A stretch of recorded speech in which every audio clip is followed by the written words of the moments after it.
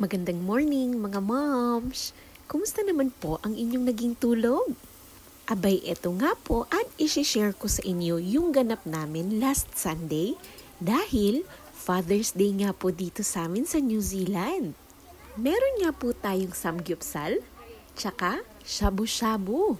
Sino nga ba namang mag-aakalang dito lang kami sa bahay? Abay, akala mo nasa restaurant kami, pero hindi nga po. At dahil espesyal nga po ang araw na ito, abay syempre nag-prepare po sila kuya tsaka ate. Kung mapapansin po ninyo, ang daming gulay, di ba? Tapos meron pang mga meat, isda, at kung ano-ano pa.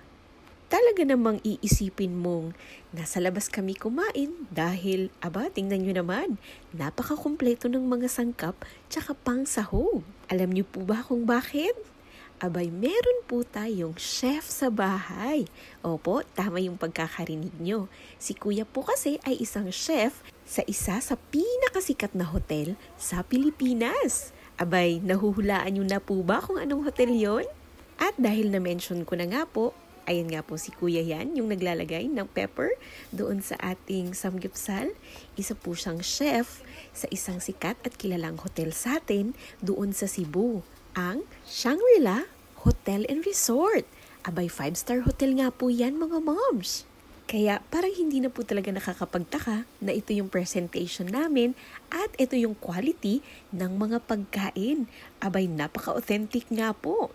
At syempre si ate na galing Singapore, abay syempre sa uladong-saulado, ang lasa ng pagkakatimpla ng aming shabu-shabu.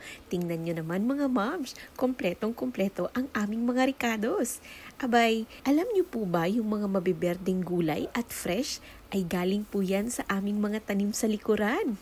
O diba mga moms? From garden to table. Isa nga po sa mga paboritong araw talaga namin ay weekend. Isa na doon ang linggo.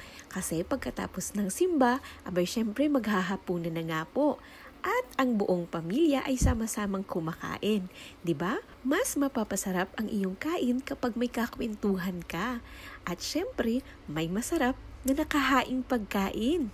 Abay, alam niyo po bang napaka-perfect talaga nitong shabu-shabu? Meron pa nga pong spicy, tsaka regular na soup. Chicken soup nga po pala yan, si kuya ang nagtimpla.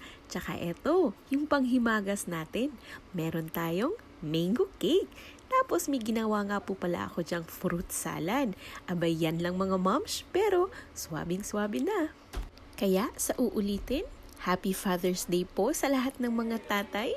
Sana'y pagpalain po kayo lagi.